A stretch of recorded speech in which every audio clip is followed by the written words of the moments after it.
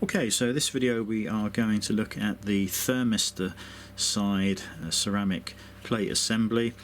The thermistor is the component that senses the temperature that the irons are operating at and allows the circuit board to control that one way or the other. Now if your thermal fuse has failed, there's another video to show you how to take this side apart. But if the thermal fuse has failed on this particular model, and we're talking the SS4 and SS5 models, the normal reason is the thermistor has become detached or faulty in some way, and that has allowed the irons to overheat, and not necessarily in one go. They may be running too hot, and over a period of days or weeks the thermal fuse just gives up the ghost. It can't handle the extra temperature that they're producing. This side is slightly easier to take apart. All you need to do is slide the plastic off like so, and that will leave you with the heating element, the white part, the spring clip that holds it all together, and the thermistor, which is under here. And if we look carefully at this one, it looks like it might be a bit melted. It doesn't look like it's in the very best condition, and that's the sort of thing you're looking for. But on these, if the thermal fuse has failed, I would always fit a new element with a thermistor. So to remove this spring clip, you might find that it will slide. More often it won't, and what I do at this point is get a thin pair of pliers and grasp one end of this spring clip. It's better if it's on the floor, on the bench like this, and just twist it out. In fact, this one's being a real pain. They normally come out a lot easier than that. It's probably the angle I'm working at it. Oh, and this is not easy with the camera. And just work your way along and snap it out. Now you'll see that that has deformed the metal, but fortunately it is easy to put right with the same pliers. Just look at the other side and get it all bent back so it matches. If you have slightly crushed one of these, hopefully you can see that, then you just need to spring that back up,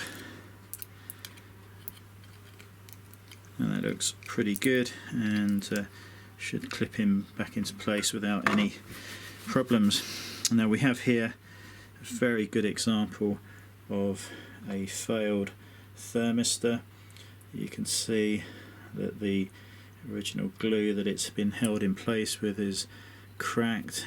It's got a sort of melted appearance to it, and possibly if we try and move this off, it will just fall off. Let me get this on the camera. Yeah, you see that's just, it's all molten, it's clearly overheated. I'm just going to take this out for you so you can have a closer look. Hopefully that will focus. Where are we? Here we go. You can see the appearance of that, and that has definitely seen better days. Now at this point you're going to need to fit a new element with the thermistor already attached, and we can supply a used genuine element like this one, the wider element, and we will rebond good thermistors on there for you, and we will do that to order. So we would make it up today and let it set, test it, and then post it out the following day to the customer. But as I say, if your thermal fuse has failed, that is going to be the reason. Now I'm just going to assume that this is a new element with thermistor built in. You just then need to clip this in place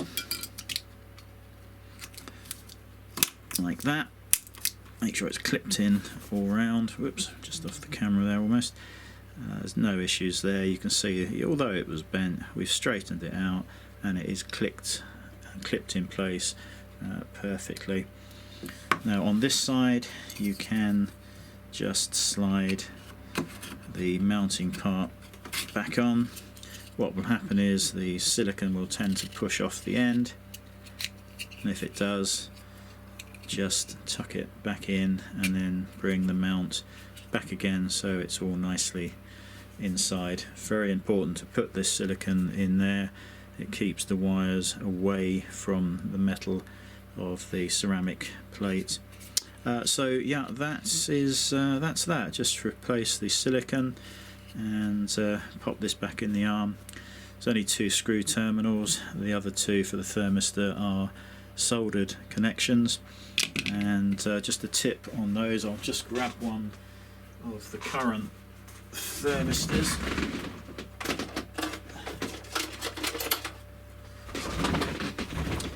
On the new thermistor, you might find that it's got a thicker wire than the old one, and if that's the case, all you need to do is lay the cable flat onto the circuit board, onto the connection, and solder it directly onto the solder pad on the PCB.